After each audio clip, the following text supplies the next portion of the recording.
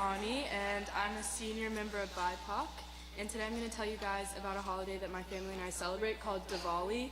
It's not Diwali, it's Diwali. And so, next slide. What is Diwali? It is the Hindu festival of light, and it's one of India's most widely celebrated holidays. And the holiday often falls during October or November, but the date changes every year because the Hindu calendar is based on the moon. Next slide. So Diwali is a celebration of the triumph of light over darkness, and many people light small oil lamps and candles to represent this light, as well as draw traditional Rangoli designs outside of their homes using colorful powder. Some people leave windows and doors open in order to invite deities into their homes, and the way my family celebrates Diwali is by participating in what's called a puja, which is basically a prayer to give thanks to different gods through small offerings like flowers and sweets. And after puja, my family and I eat a huge traditional Indian meal together, which is always my favorite part. Next, and next. Thank you for listening, and good luck, everyone.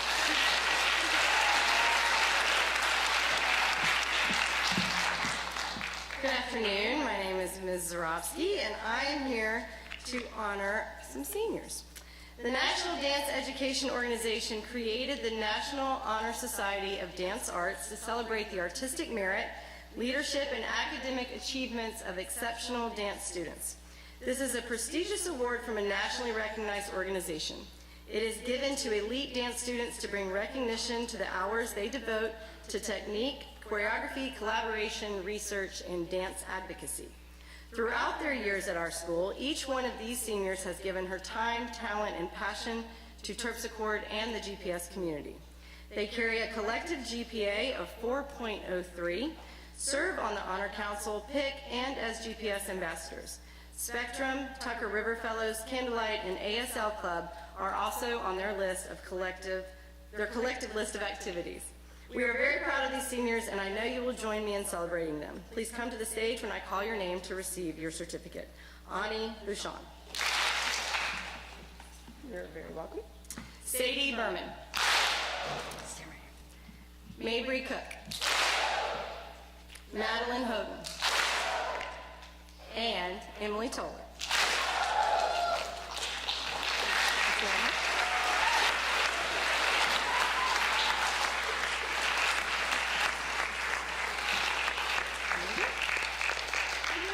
One picture. Somebody take a picture for me, please. Thank you. Okay. Thank you very much.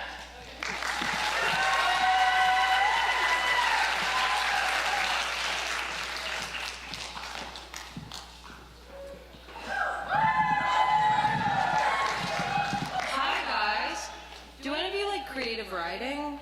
How about drawing or painting? Do you want to write a story about someone's painting? If so, you should submit to the Argonaut. The Argonaut is a Macaulay literary magazine founded in 1954. They're currently looking to implement a GPS staff, and your work would be published at the end of the school year.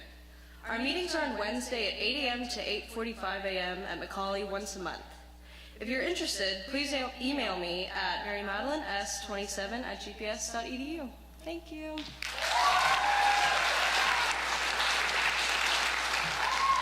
Hey guys, just a reminder that BOBI and Kyokai are this Saturday, and if you haven't gotten tickets, you can walk up and pay.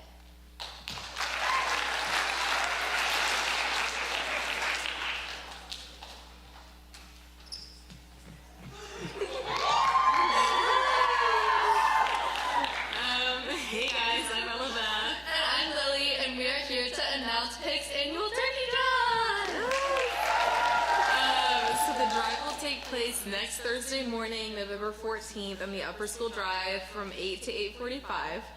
The turkeys and money collected will go to the Chattanooga Area Food Bank to provide Thanksgiving meals to those in need. In the past, we've helped feed hundreds of families in the Chattanooga area, and we hope that we can provide even more meals this year. We are also accepting cash donations delivered to Ms. Waldorf's office or through your fax account.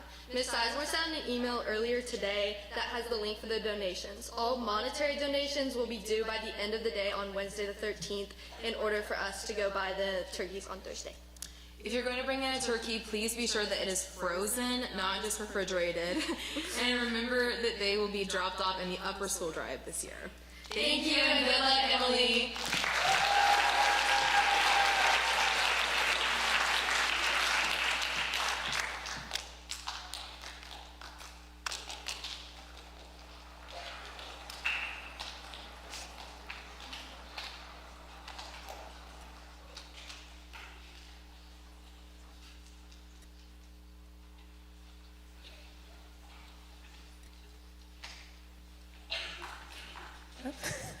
Good afternoon and welcome to our guests. We have no additional announcements, so please help me welcome to the stage Adam to introduce his daughter and our chapel speaker, Emily Toller.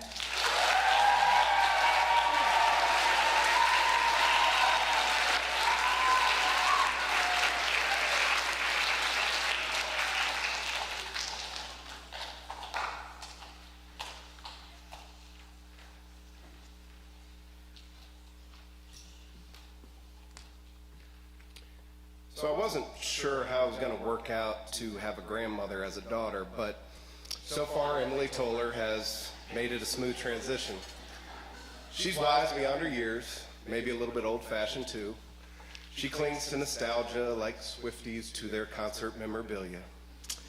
But if Emily's ever told you a story, she's probably still telling you the same story. I find it helpful to have the Wrap It Up music from the Oscars handy on my phone. I tease her about it, but I absolutely love that about her. She's 100% unapologetically authentic. There's no act with Emily. What you see is what you get. She knows exactly who she is, who she wants to become, and who she wants to serve.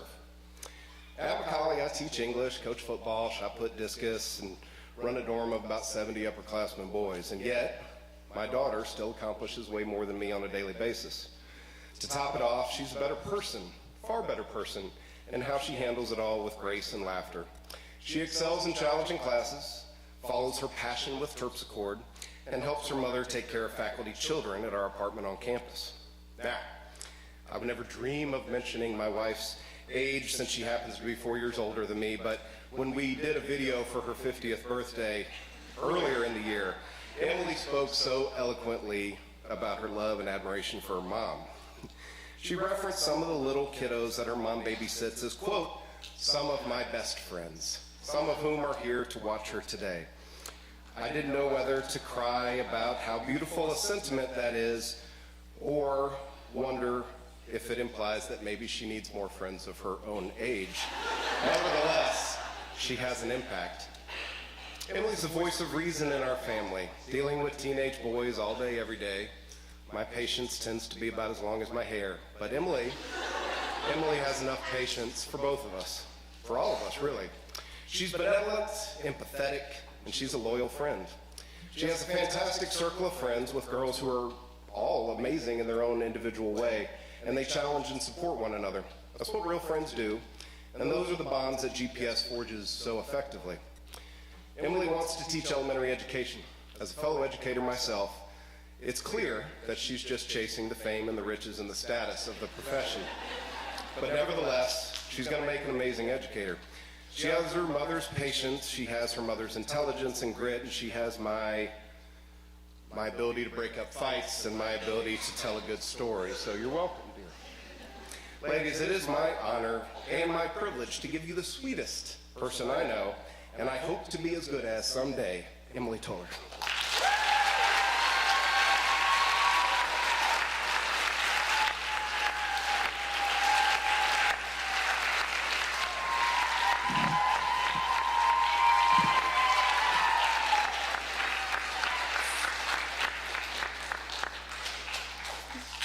Thank you to my dad for that absolutely beautiful introduction.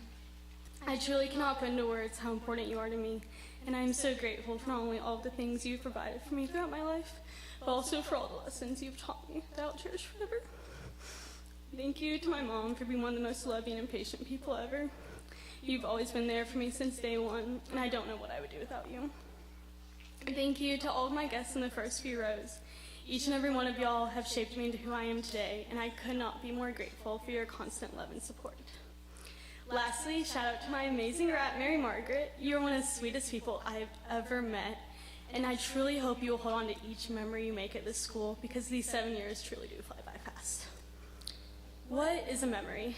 To me, a memory is a glimpse into my past, something that reminds me of a moment in my life, no matter how small or big it truly was. My memories are a vital part of my life, and they help remind me of where I've come from and who I am. I am the kind of person who likes to dwell on my memories quite often. This is where my love of nostalgia stems from. In fact, this has become such a big joke in my family because of how often I think and talk about nostalgia. As you've heard, my dad teases me all the time about nostalgia because I'm constantly reminiscing about so many aspects of my past. I can find this reminiscent feeling in everything I see and do throughout the day, whether it is walking into the dance studio or going to a Macaulay football game. I feel such a strong connection to so many places because of the lifelong memories I have formed in these different places. One of the most influential places in my life is Macaulay. As everyone in these first few rows knows, I have lived in Macaulay since I was about 10 months old. This means I've had a very different childhood than most people because I've grown up living around hundreds of teenage boys, and I don't know anything else. Even though it is very weird, I have truly grown to embrace it because that campus is my home. Most of my Macaulay memories have come from simple things, such as eating in the dining hall, swimming in the lake, and running around and playing all across campus with my friends. I can walk anywhere on campus and immediately remember a distinct moment from my childhood. This happens nearly every time I walk into the quad. I'm always flooded with a plethora of memories, such as the time when I was about 5 or 6 years old and I was almost stung by a bee, and I remember biking away as fast as my tiny legs could on my little Disney princess bike. It's childhood moments like these that stand out to me because they remind me of simpler times when my biggest worry was whether or not I got 5 stars on my behavior chart at school. One other place in Macaulay that immediately brings back memories is the football field. Football has always been a constant in my life since my dad used to play during his time at Macaulay and now he's a coach there. Ever since I was born, my mom and I have attended nearly every home game, and I couldn't imagine my Fridays during the fall any other way. The day I was born, I actually made my dad miss a game because I came a little earlier than expected. In fact, he was on the bus that was about to leave for Nashville when my mom called to tell him the news. And believe it or not, after I was born, he still wanted to see if he could drive up to Nashville because the game hadn't started yet. While we can all admit that was a little crazy, football is something that my dad and I have truly been able to bond over for the past few years since I learned how football works. Every game I watch, whether it is on the TV or in real life, I am laser focused because I know how important each play is. That means I know exactly what it means when we are down by 7 points with 5 minutes left on a 3rd and 6. I know that once I get to college, I will long for all the times that I spent at each of those Friday night games. One other aspect of my life that often leaves me feeling nostalgic is my mom's job. Ever since we moved to Macaulay, my mom has babysat faculty kids as her job. This means as a senior, I still enjoy watching all sorts of little kid shows, and my house is full of high chairs, cribs, and toys. I actually have a crib in my room most of the time, which definitely does not help with all the extra clutter I have in my room. Aside from all of these material things, I have made so many amazing memories and friendships with these kids. I've gotten to watch these kids grow into such amazing human beings, and simultaneously, they have helped me grow into the person I am today. They have taught me so much about whether it is to change diapers or how to be a more patient person. They have taught me so many life lessons that I don't think I could have learned anywhere else.